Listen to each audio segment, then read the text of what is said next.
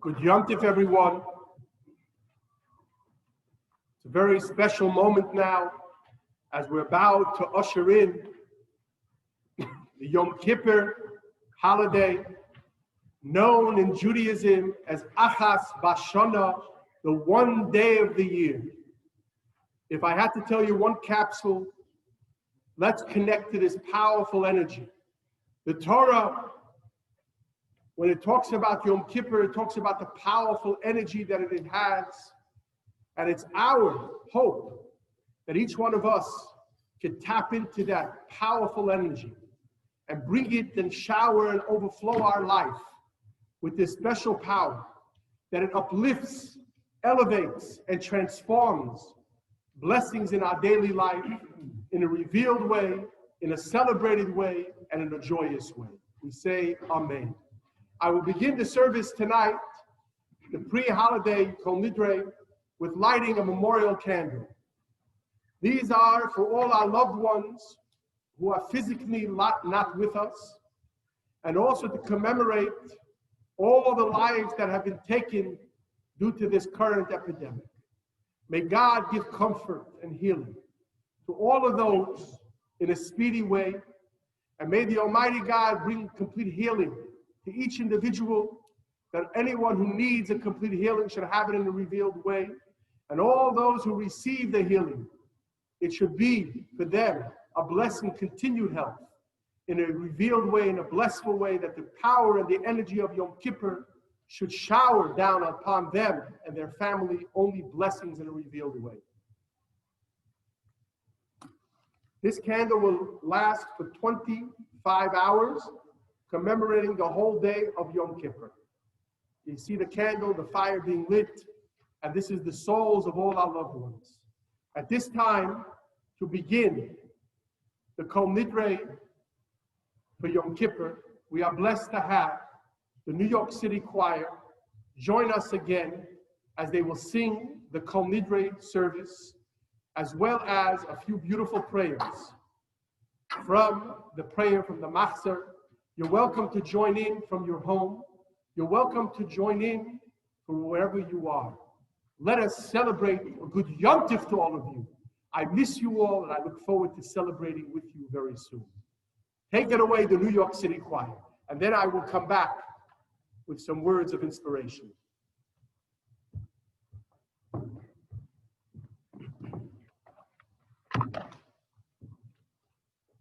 Kol Nidrei Service Ushbuei B'choramei B'konamei B'kinusei B'chinuei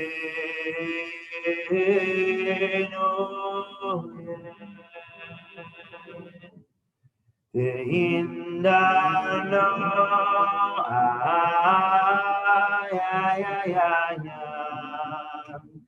Iridaya Yudishtabona ay ay ay ya da da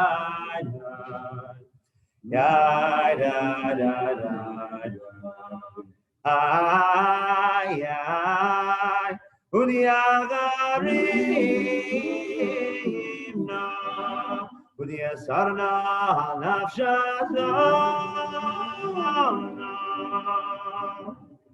Yom Kippurim Zeh, Ad Yom Kippurim, Habo Aleinu L'Tayavo. Ay, ay, ay, ay, ay, ay, mechon, icharat navahon,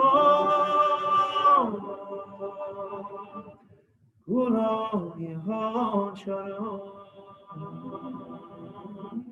shevikim, shevikim, Teilim Mevotalin. Ay, ay, ay, ay, ay, ay, ay, ay,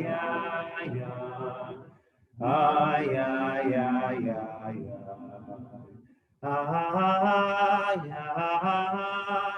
Hila Shirin, Velakayomin,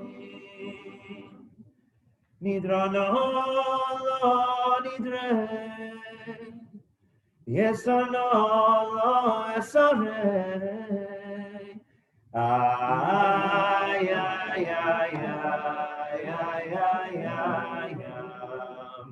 ay, ay, ay, ay, ay, ushbu Adona, Hashivu.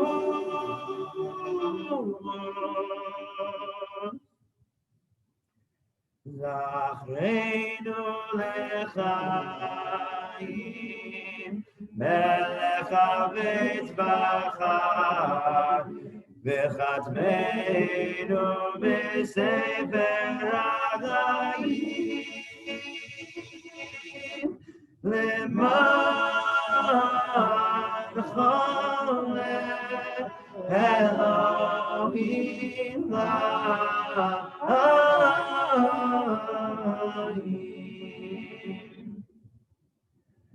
Hashem, Hashem, El Rachum Bechanun, Erech Habayim, B'rach Chesed V'yemet, Notzer Chesed La'alabim, Notzer Avon Ba'vesha V'chata V'nakeh, Hashem, Hashem, El Rachum Bechanun, Erech Habayim, B'rach Chesed V'yemet, Notzer Chesed La'alabim, Notzer Avon Ba'vesha V'chata V'nakeh.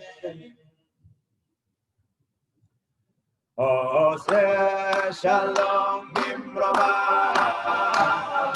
Hu Yaseh Shalom Aleinu, Ve'al Kol Yisrael, Imru Amen. Oseh Shalom Bimrova, Hu Yaseh Shalom Aleinu, Ve'al Kol Yisrael.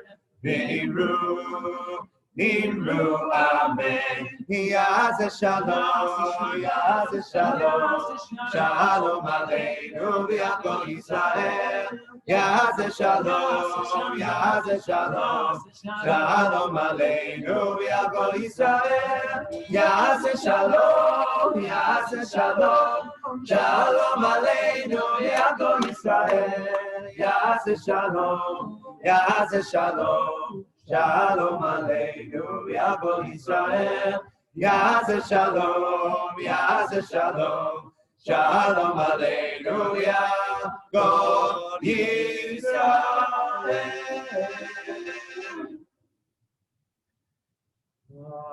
Avinu Malkeinu, Eilonu Melech, Eilonu Melech, Elada,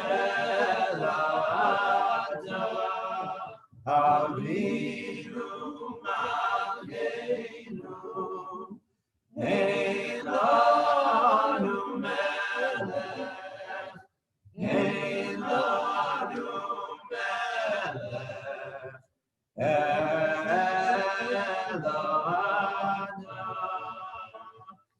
Avinu Malkeinu,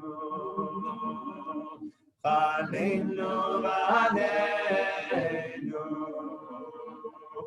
Avinu Malkeinu, Chalenu v'aneinu, ki ein banu ma'asim. Aseh imanu tzedaka v'chesed. Aseh imanu tzedaka v'chesed ve'oshineinu. Aseh imanu tzedaka v'chesed. Aseh imanu tzedaka v'chesed ve'oshineinu.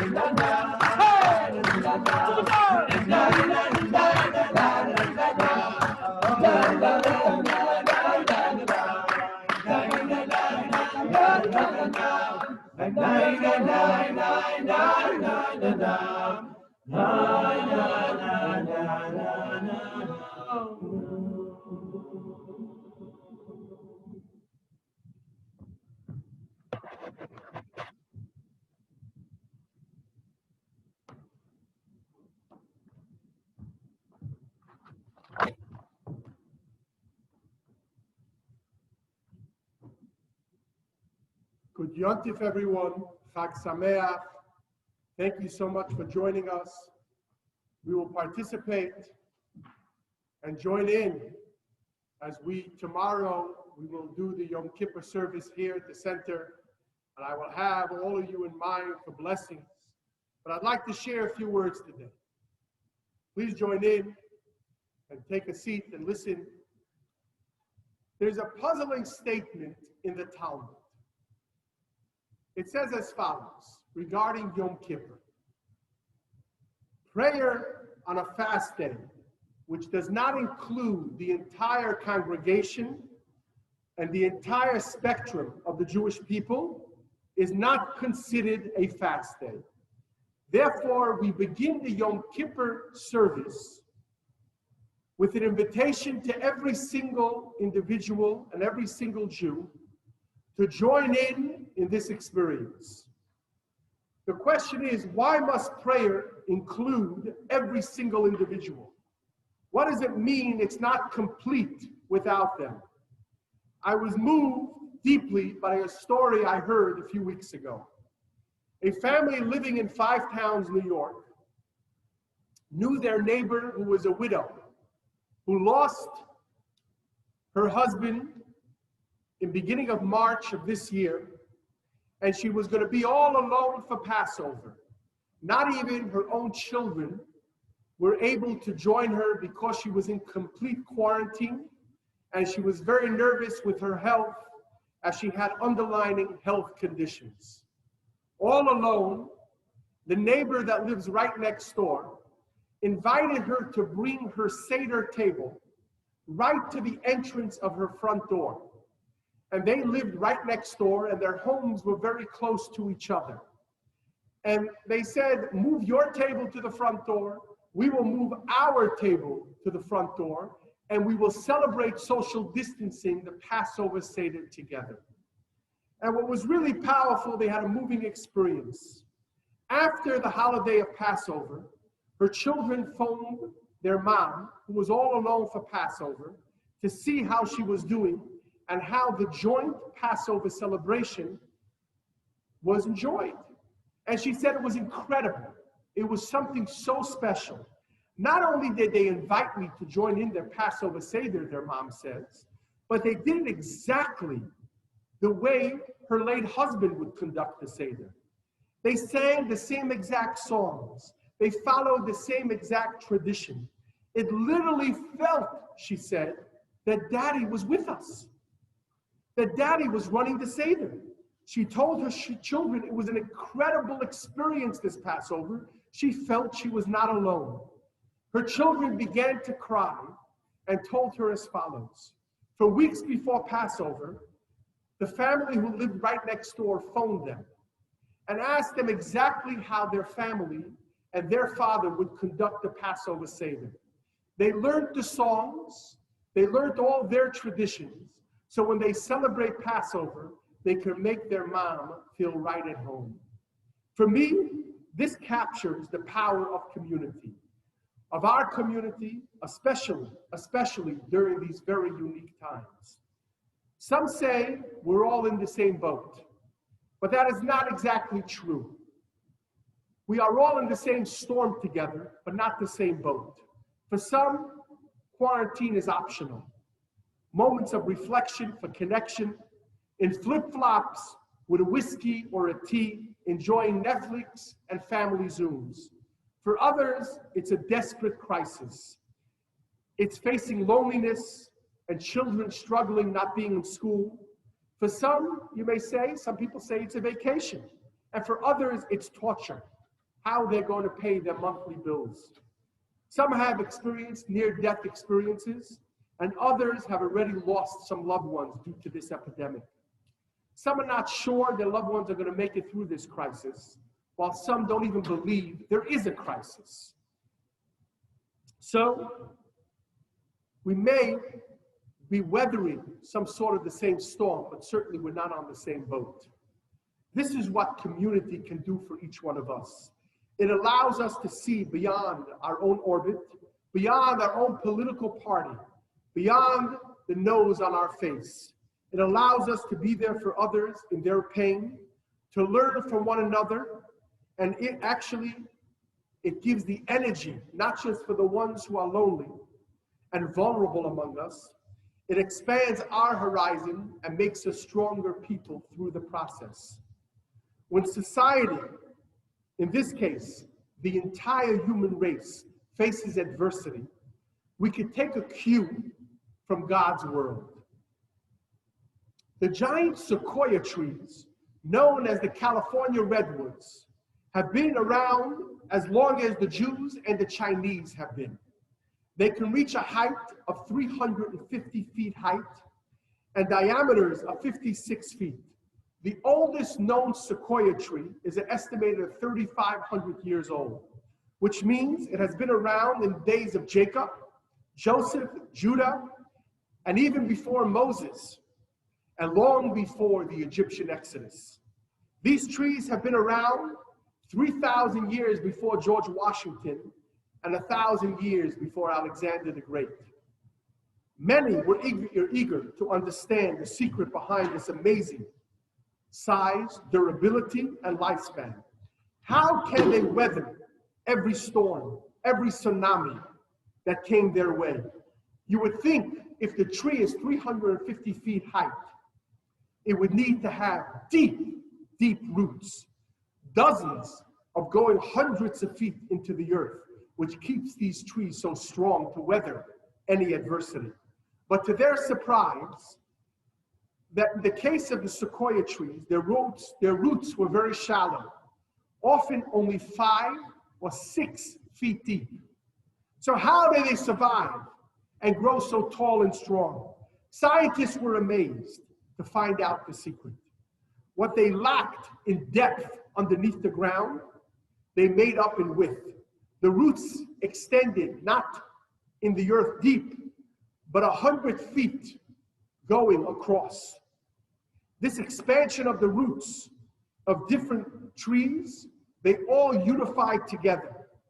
On the outside, it looked like individual trees, but beneath the surface, each one of these sequoias, California redwoods, were actually intertwined with hundreds of trees and hundreds of sequoias that was made it so powerful. The storms are not attacking one tree, they were actually attacking 100 trees. These storms had no chance because all these trees were unified together. This is the secret of Jewish eternity. The question is as old as the pyramids. What allows Jews to survive and to thrive, while even the greatest empires and nations vanished? The often helpless Jew, the scattered Jew, we are still fresh, young, and vibrant. The answer is, we are the human replica of the sequoias. Our people, even if distinct in different traditions, different customs, on many deep levels, we are really one, interwoven, interlocked with each other. If you want to appreciate the power of community, ask 46-year-old Eli Beer. At the age of 15, he dropped out of high school, earned his EMT license, and volunteered with an ambulance corps in Israel. He noticed with the traffic jam in Jerusalem, many of the ambulances could not get to these crises, these people who needed them most. Those who ever visited Israel, especially Jerusalem, the traffic is out of control. So people died waiting for the ambulance to come. Eli Beer approached the supervisor of Magen David Adom, the ambulance service in Israel, and he suggested that every ambulance notify volunteers that live in the area.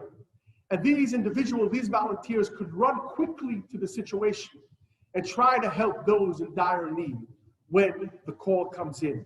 So the supervisor told this young 16-year-old kid, we're not looking for advisors. We're not looking for your advice. You're just a kid. Go to school or go run a falafel stand. Eli Beer decided that he was not going to take no for an answer. He did it himself. At the age of 16, he founded United Hatzalah, an all-volunteer rescue service with over 6,000 volunteers in the Holy Land, who trained EMTs. They get notified when there's an emergency, and whoever's closest by, some of them are just on the street or a few blocks away, run over there way before the ambulances could get there and give some vital services that are needed to bring these people back to life. In the last year, the United Hatzalah responded to over 650,000 calls that came in. In March of 2020, Eli traveled to England, India, Qatar, and 5 US states in these regions to teach them to emulate the United Hatzalah model so they could bring it and save lives in their communities and countries. A few days after Purim, which was in March, while in Miami, he fell gravely ill with the epidemic of COVID. Rushed to the University of Miami Medical Center, his condition deteriorated rapidly. He was thousands of miles away from his wife, Kitty, and his 5 children living in Jerusalem. I said goodbye to my wife, Kitty, my children, and I told them not to worry, as I would be back there before Passover. But I knew in my heart this was a tough battle to fight. Enter another angel who came to save the day. Sheryl Sandberg is Facebook's chief operating officer. Her father, Dr. Joel Sandberg, a medical professor, met Eli Beer some years earlier on a flight from Miami to New York. They sprung up a close friendship and they remained friends for a very long time. Dr. Sandberg jumped in and quarterbacked the operations to try to save Eli Beer. Reaching out to different doctors for treatment, guiding the medical team. He was 5 weeks in a very deep coma. They did not know if he would survive. Yet Dr. Samberg got his hands on a new experimental stem cell treatment. Eli Beer was the first one to use it in Miami to treat for COVID-19. They injected him with this in the treatment in Miami. An amazing miracle happened. He recovered from this injection just a few days later. He woke up. He called his wife, the first phone call he made. "I'm coming home for Passover," he said. His wife said, "Passover? Passover already passed 3 weeks ago." He was shocked. How could that be? I missed my favorite holiday? She cried on the phone and she said, "Me and the children did Passover Seder without you. It was such a somber, terrible moment that we all went through." After almost 7 weeks in the hospital, being in a coma for 5 weeks of them, Beer returned to Israel on April 21st. As he emerged from the airplane, he saw a surreal sight. I watched it on a video. Hundreds of his volunteers came to the airport with hundreds of ambulances and also amber cycles and also Hatzalah bikes. And they all came in to the airport in Tel Aviv. A man who saved thousands of lives. They came to celebrate his life that was just saved. I once heard a remarkable insight from the Rabbi, the Lubavitcher Rabbi. Listen to this. The Hebrew word for chayim, life. We toast l'chaim at every celebration. It's a famous word, but it's actually a grammatical error. Every language has a way to describe singular and plural.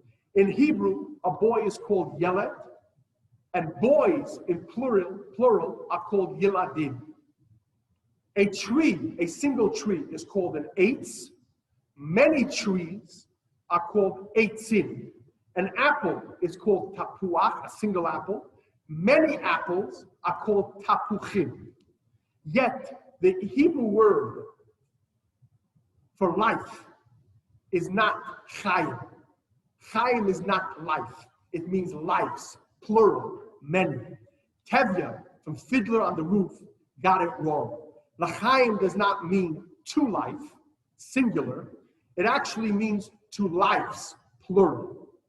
In fact, there is no Hebrew word for a single chayim, for a single life. Chayim, l'chaim, means many lives. There's no word in the Hebrew language that could describe a single life. The Rebbe asked, why? Because my life becomes more enriched when it's part of other lives. I make mistakes when I think my life is just mine alone. Individuality is important, but only if it helps me gain a deeper understanding and more meaningful life with others. It is sometimes easier to go off on your own, to do things your way, with no strings and no roots attached, no commitment and no deep connection, especially if we've been hurt in previous relationships. It becomes so difficult for us to find trust. It is safer just to retreat and go into isolation. But we must learn from the sequoias. They are not pressured by Jewish guilt or religion. Nobody forces them to show up in synagogue on Yom Kippur to be a part of Zoom together to unite. They just follow the cue of reality. Life brings about storms. In our own life, singular, we become very, very vulnerable and frail. Together, we survive, we thrive, we grow tall and broad and powerful, and we can withstand adversity internally and externally. Ask the penguins how they're trying to survive the harsh winters. They will tell you the value of community. For them, community is not a luxury. Huddling together is a matter of life and death. But it's more than just survival. The idea that each one of us is just an individual is superficial. We inhale the same oxygen. Someone sneezes in China, and each one of our lives have been changed forever. We are part of one visible and even more invisible, unified, integrated ecosystem. In reality, we are all interconnected. We all come from one oneness, from one singular, infinite source of souls that unify us all together. To get to the bottom of me, I need to get to the bottom of you, because we are all one. A recent story of a scientist's experience really shocked me. What causes some people to become fixed on drugs or a behavior until they cannot stop? The regular simple answer is addiction. They have a strong chemical hook to these drugs. They feel dependent on it, and they can get off it. But here's the question I all ask you. My mother broke her hip a few years ago. They gave her morphine, the medical term for heroin. She took it for almost 3 weeks to ease her terrible pain. When my mother returned home from the hospital, she should have become addicted to heroin.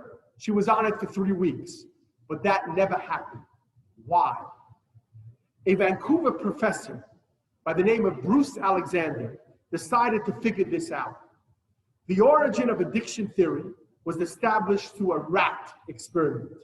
Put a rat in a cage alone with 2 bottles of water. One of them with plain water and the other one laced with heroin. The rat will become obsessed with the drugged water and keep coming back for more and more until it kills itself. Professor Alexander said to himself, wait, let me see if this experience, if I really try this experiment and I create a very large cage and make many rats together. I make a rat park, a lush cage with numerous rats, have colored fun activities in there, and also it was like a 6 Flags for rats. And also I would put 2 bottles, one with water and the other one with clear water laced with heroin. What would happen? Astonished this professor. When the rats first came in, they tried both bottles. But after a while, no one, not one rat, touched the laced water with heroin. We were happy in the environment together, and we did not need the drugs to be dependent on. Professor Alexander took it a step further in his book. He took the original experiment of a single rat that was already exposed and dependent on the water-laced heroin. After 57 days in this, he took this rat out and put it in the rat park with all the other rats in there. Sure, he wanted to know, if you fall into a state of addiction, is your brain hijacked forever? What happened again astonished. This was an extraordinary experiment. The rat seemed to have a few twitches, withdrawals, but that soon stopped, and it did not touch once after a few days the water with heroin laced in it. The good social life, being together with other people, other rats, not people, pulled them away from being addicted. My mother came home using heroin for almost 3 weeks from the hospital to a loving, adoring family. So she never became addicted. We have a deep need to bond for connections. If we cannot connect with each other, we will connect with anything we can find. A heroin addict is bond with heroin because he or she cannot bond with their family, friends. It lacks a connection. The opposite of addiction is not sobriety. It's human connection. The opposite of addiction is chayim, to engage with lives. There is no life without lives of others, plural. You must be involved with others. You cannot be in isolation. You know, I heard this from someone who runs a 12-step program. And this is not always the case, but there's a message here. You notice the 12-step program, people who are going through addiction, when they come together, when they leave their own bubble and they unify together with a group, it's a stepping point to them to get out. We need community. We need connection. Even if it's painful and you have been hurt in the past, don't give up. Find people you can trust and bond with them. This is the community we must dream to create, to which everyone will feel at ease with no prejudgment. They tell a story about a poor little porcupine who realized the dire need to stay warm. So they decided to group together. What happened was fascinating. The quills of each one of them wounded their closest buddy right next to them. After a while, they decided to go on their own because they didn't want to be poked by the quills of their buddies staying right next to them. Finally, what happened was each one of them froze to death. So they had to either accept the quill of their companion and be a bit poked, or their life was over. They learned to live with the little wounds that relationships bring. Sometimes close relationships, and many times, bring little wounds, little pokes, little discomfort. But the overall of being together and unified in love and friendship with another overrides. The heat and warmth that one gives to another brings life. How me and my family, in recent months, we took for granted the beauty of community. Before Corona, we took it all for granted. We expected that just life will just continue. But today, we miss it so dearly. I miss the hugs, I miss the spirit, I miss the friendship. And many of us are going through this the same, the schmoozing, the bonding, the connections that create together, unified. And today, I ask each one of you to give yourself, to give your children, to give your loved ones, the gift of connection even more than before. Today, we need it more than ever. Isolation is the biggest killer, the biggest cause of depression and addiction. There is so much loneliness and anxiety out there. Become a bridge builder. Reach out to people. Phone a lonely individual. Be there for someone who's going through some challenges and pain. You can do it. Each one of us have the ability to uplift and to change the life of another person. Join a class, a program on Zoom. Get involved in community programs. Join us here at the center in the amazing work that we're doing. Don't be isolated. Don't think yourself as just one person. Each one of us have the ability to make a tremendous difference. I finalize this with an amazing story. Last January, seems like a century ago, but it was just not too long ago before Corona hit. At Yad Vashem in Jerusalem, leaders from 46 countries came together to commemorate the 75th anniversary of the liberation of Auschwitz by Soviet troops on January 27, 1945. Speaking on behalf of all the Holocaust survivors was Rabbi Israel Meir Lau, 82-year-old survivor. Him and his brothers were sent to Buchenwald concentration camp as a child. He was liberated at the age of 8 by the American forces who came there. Later on in life, he became the chief rabbi in Israel and a moral voice for his generation. Rabbi Lau posed this fascinating question to these most powerful men and women who were all present at this celebration. There were many presidents, prime ministers, princes from Arab countries were all there. And he asked the following question. Noah built an ark to protect him and his family from the raging flood that liquidated every living creature on this planet. He brought into the ark, in book of Genesis, it says, every beast, mammal, bird, reptile, and insect. They were all in together in the same ark for 1 full year. How did the wolf live peacefully with the lamb? Asked Rabbi Lau. How did the lion, the tiger, the cheetah, and the snake get along with the monkey, the hens, the gazelles, the zebras, and the doves? There was not one death from one animal to another in the ark. They all lived together. Rabbi Lau asked, how was this possible? Rabbi Lau explained to all these ministers and prime ministers and leaders from all over the world, because they all knew that they're all in the same boat together. There's a devastating flood that's raging outside, he said. Either they learn to cooperate with each other, or they will die a miserable death. If a snake, a tiger, can grasp this truth, can't we as humans? Asked the Holocaust survivor 1 month before the outbreak of COVID-19. Don't we realize how vulnerable and frail we are? We are all living now on the same boat and the same vulnerable planet. There's raging floods out there. Disease, hunger, violence, bigotry, terrorism, anti-Semitism, moral degradation. I'm speaking to world leaders, he said. He turned to them and said as follows: one signature on a paper, you can affect the lives of millions of people.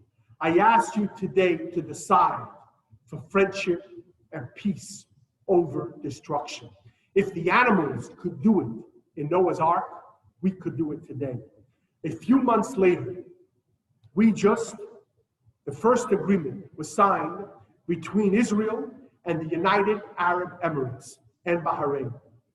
This agreement, dubbed the Abraham Accord, is the first peace agreement with 2 Arab countries with no strings attached. A miracle.